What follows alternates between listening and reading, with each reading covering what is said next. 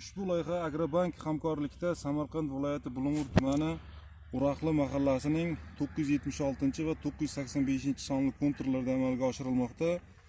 Bu yerda piyoz ekilgan, maydon hajmi jami 10 gektar, uzunligi 250 metr, bo'yi 400 metr hisoblanadi.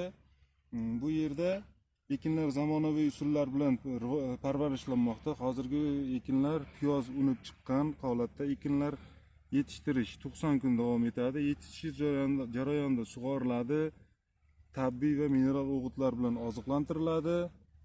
Ushbu loyihaga 20 ta dehqon xo'jaliklari biriktirilgan. Har bir dehqon xo'jaligi o'rtacha 50 sotikdan yer maydonlari to'g'ri keladi.